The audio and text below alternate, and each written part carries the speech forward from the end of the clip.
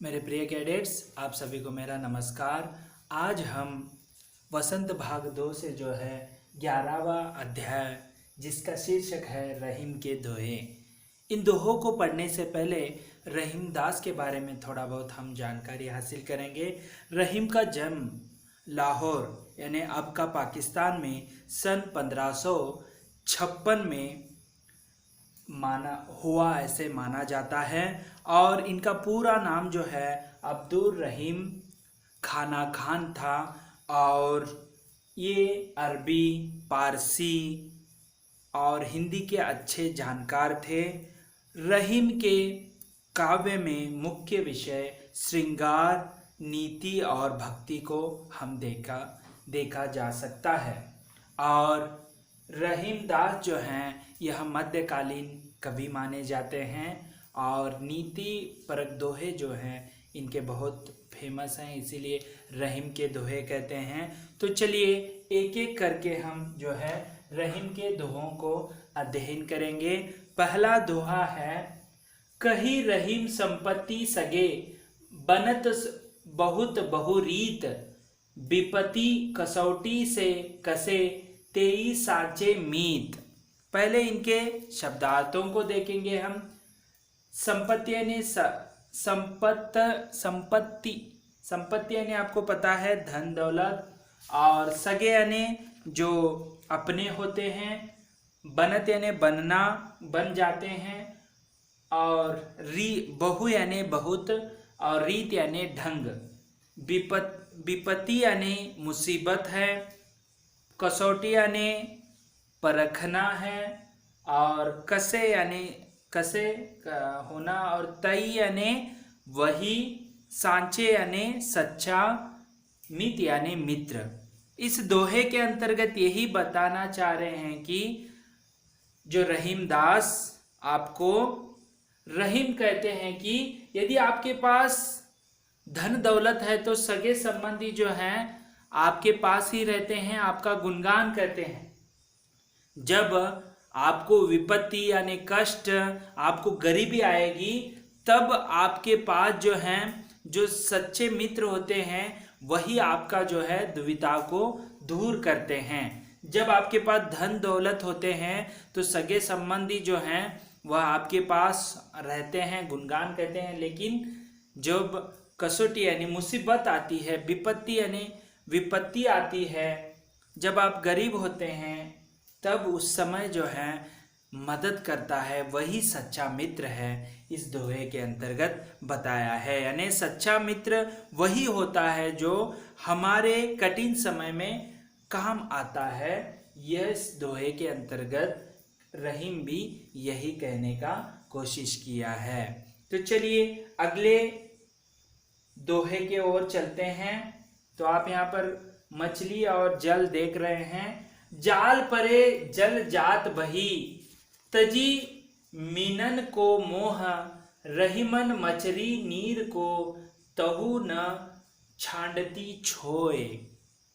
देखिए यहाँ पर जाल यानी जो जाल बिछाते हैं मछुआर जो है, परे जल यानी पानी है, जात बही यानी बह जाना, तजी यानी तजी का अर्थ होता है त्यागना, मिनना यानी मिनन यानी मछली है, मोह यानी प्रेम है, रहीमन मछली नीर को, मछली यानी मछली है जो पानी में खेलती है, तहु न यानी तब भी जो है वह, छांडती यानी छोड़ती, छो है यानी प्रेम। इसके अंतर्गत यही कहना चाह रहे हैं कि जब मछली को पकड़ने मछुआरा जो जाल बिछाता है और जब मछली जो है उस जाल में फंस जाती है, लेकिन वह जो मछली है जल को अपार बहुत प्रेम करती है, लेकिन जब जाल में पानी के साथ जब वह मछली आती है तो पानी उसे अपार प्रेम करते हुए भी उतना प्रेम जो है मछली पर पानी नहीं करता है, वो वहाँ से निकल जाता है, मछली केवल फंसती है। और मछली अपार प्रेम जो है पानी से करता है, जब वह बाहर आती है तो वह जो है मर जाती है, क्योंकि वह जल ही उसका सब कुछ होता है। जब बाहर निकालने पर मर जाती है। लेकिन जल जो है वह उस जाल से निकलकर बहकर चला जाता है। तो इसका अर्थ यहाँ पर रहीमदास यही कहना चाहते हैं कि रहीम कि आपको मछली के भांति जो है भगवान से जो है आपको प्रेम करना चाहिए। अनन्य प्रेम जो है, जैसे मछली जो है पानी के साथ जब पानी से बाहर आती है तो वह मर जाती है, किस तरह पानी से वह अपार प्रेम करती है, उसी प्रकार मछली के भांति आपको भी जो है भगवान से प्यार करना है। मछली जाल से बिछोड़कर अपने प्राण त्याग देती है, इसका यही है कि त्याग देती है, अर्थात वह जल से बहुत प्रेम करती है। वैसे ही हमें जो है भगवान से जो है अनन्य प्रेम करना चाहिए। इसके अंतर्गत यही बताने का कोशिश किया गया है। चलिए अगले दोहे में देखेंगे। आपको यहाँ पर पेड़ दिख रहा है, फल भी दिख रहे हैं। तरुवर फल नहीं खाते हैं, सरवर पियत न पान, कही रहीम परकाज हित, संपत्ति सचही सुजान। यहाँ पर देखिए, पहले इसके शब्दार्थ देखें। तरुवर यानी वृक्ष है, फल यानी आपको पता है फली, नहीं खाते यानी नहीं खाते हैं, सरवर यानी सरोवर है, पियत न पान यानी वह पानी नहीं पीता है खुद, कही रहीम यानी कहते हैं रहीम, परकाज हित, परकाज का अर्थ होता है दूसरे का कार्य, हित का अर्थ होता है भलाई, संपत्ति, संपत्ति का अर्थ है धन दौलत, संचही, संचही का अर्थ है संचय करना या संग्रह करना, सुजान यानी सज्जन होता है। तो आपको यहाँ पर देखिए, यहाँ पर तरुवर देखिए, यहाँ पर रहीमदास जो है परोपकार के बारे में, स्वभाव के बारे में बता रहे हैं। तरुवर यानी पेड़ जो होता है वह परोपकारी है, अपने लिए नहीं जीता है। वह उसके जो फल लगते हैं मीठे मीठे फल, वह आपके लिए होते हैं ना, बल्कि वह खुद नहीं खाता है। रहीमदास देखिए यहाँ पर नीति परक दोहे में बता रहे हैं कि परोपकार होना है आपको भी। पेड़ जैसे अपने फल वह खुद नहीं खाता है, उसी प्रकार सरोवर जो है देखने के लिए सुंदर मनमोहक लेता है, कभी वह पानी, अपना पानी खुद पीते हुए आपने देखा है, वह केवल आपके लिए होता है। परोपकारी हैं, वृक्ष हो या सरोवर।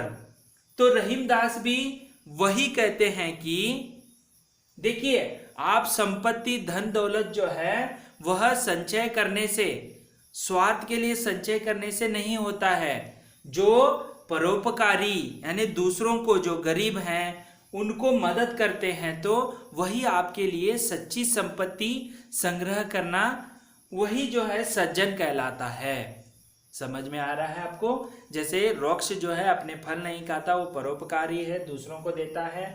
सरोवर भी अपना पानी नहीं पीता है, वो दूसरों के लिए ही होता है। उसी प्रकार आप केवल अपना धन जो है संचा कर रखना या खुद के लिए आप परोपकारी नहीं बनना, यह सज्जन नहीं कहलाता है। दूसरों को, गरीब को या अन्य लोगों को मदद करना, भूखे प्यासों को प्यास या भूख मिटाना, वही आपके लिए जो है धन संपत्ति संचय करने के बराबर है, वही सज्जन कहलाता है। इस जो दोहे के अंतर्गत वही बता रहे कि हमारा स्वभाव परोपकारी होना चाहिए, यही इस दोहे के अंतर्गत बता रहे हैं। चलिए अगले दोहे की ओर बढ़ते हैं जो रहीमदास बता रहे हैं। तोते बादर क्यार के जो रहीम गहरात, धनी पुरुष निर्धन भय करे पाछली बात।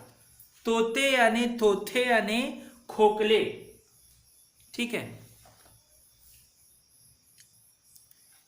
इस दोहे के अंतर्गत देखिए, तोते बादर क्वार के जो रहीम गहरात, धनी पुरुष निर्दय भय करे पाछिली बात।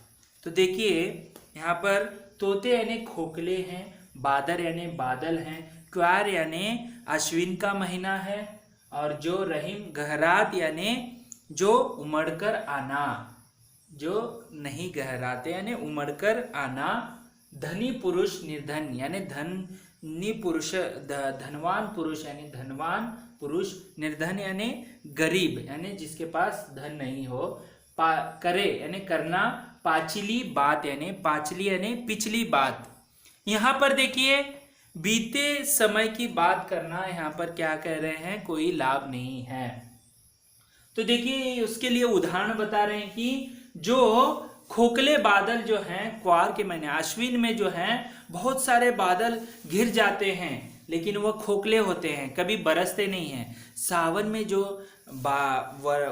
उस समय का जो बादल होते हैं वो वर्षा को बरसाते हैं, लेकिन ये अश्विन का जो क्वार यानी अश्विन का महीना जो है उस समय बादल बहुत सारे जो होते हैं लेकिन खोखले होते हैं, कभी वह बरसते नहीं हैं।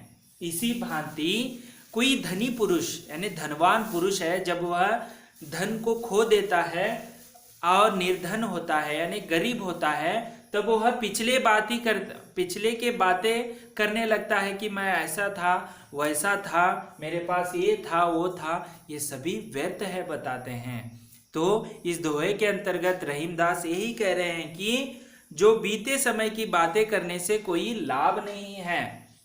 जैसे क्वार अश्विन के जो बादल जो हैं खोखले होते हैं, बरसते नहीं, वैसा ही एक धनी पुरुष निर्धनी होता है तो उसके जो धनवान के जो बातें करने लगता है तो वह भी व्यर्थ ही खोखला ही कहलाता है, क्योंकि बड़े बड़े बातें करता है लेकिन वह क्या होता है, गरीब होता है।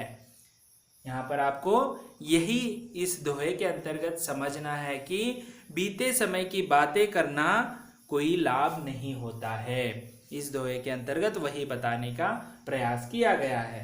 चलिए अगला जो दोहा है उसे हम पढ़ेंगे अभी। धरती की सी रीत है, शीत घाम औ मेह, ऐसी परे सो सही रहे, त्यो रहीम यह देह। तो यहाँ पर देखिए धरती की सी यानी रीत का अर्थ होता है नियम।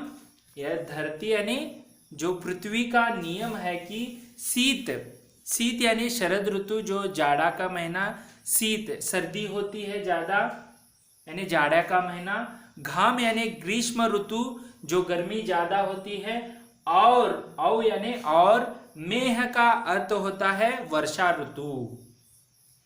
तो यहाँ और जैसे परे परे सो सही, सही यानी सहती सहना, त्यो रहीम यह देह यानी रहीमदास भी शरीर को सह रहा है, सहनशीलता। तो देखिए यहाँ पर एक तो इस दोहे के अंतर्गत आपको यह सहनशीलता की बात यहाँ पर हो रही है। धरती देखिए इतनी जो उसका नियम है कि वह धरती जो है सभी तीनों ऋतुओं को सहती है, ज्यादा शीत होने पर भी सहती है, ज्यादा गर्मी होने पर भी सहती है, वर्षा ऋतु होने पर भी लगातार मूसलाधार बारिश होने पर भी वह धरती जो है सहती रहती है। आपको पता चला सहनशीलता जो है उसमें ज्यादा होता है।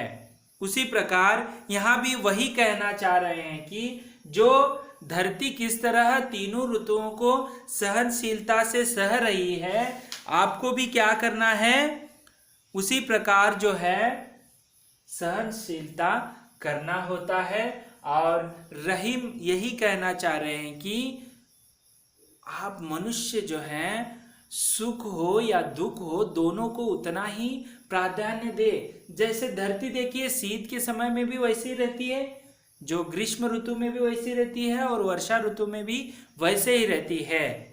यहाँ पर कोई उसके बदलाव नहीं आती है, उसे सहती रहती है। उसी प्रकार आपको रहीमदास यही कह रहे हैं कि मनुष्य को सुख के बाद यानी दुख भी आता है और सुख भी आता है। जब दुख आता है तो दुखी हो जाता है, यह न करे सहनशीलता, क्योंकि दुख के बाद जो है सुख भी आएगा, तो दोनों को वह सहनशीलता सहन करने की शक्ति जो है भगवान यानी मनुष्य में आना चाहिए। तो इस दोहे के अंतर्गत रहीमदास यही कह रहे हैं कि हमें धरती की भांति सहनशील होना चाहिए। तो हमने कुल मिलाकर जो है 5 दोहों का अध्ययन किया। तो एक बार मैं बताता हूं कि पहला दोहा जो है, सच्चा मित्र वही होता है जो हमारे कठिन समय में काम आता है। दूसरा दोहा था, उसमें मछली जल से बिछोड़कर अपने प्राण त्याग देती है, अर्थात वह जल से बहुत प्रेम करती है, वैसे ही हमें ईश्वर से अनन्य प्रेम करना है। और तीसरे दोहे में कहा गया है कि हमारा स्वभाव जो है परोपकारी होना है। और चौथे दोहे में कहा गया, बीते समय की बातें करने से कोई लाभ नहीं होता। और अंतिम जो पांचवा दोहा था, उसमें हमें धरती की भांति जो उसके प्रति जो है सहनशीलता होना चाहिए। जैसे धरती सहन करती है, उसी प्रकार हमें भी सुख दुख को दोनों को ही सहन करना पड़ता है। इस तरह आज हमने रहीम का दोहे का जो 5 दोहों का हमने विस्तृत अध्ययन किया। अगले वीडियो में जो है अगले लेसन के साथ फिर से उपस्थित होंगे। तब तक के लिए धन्यवाद।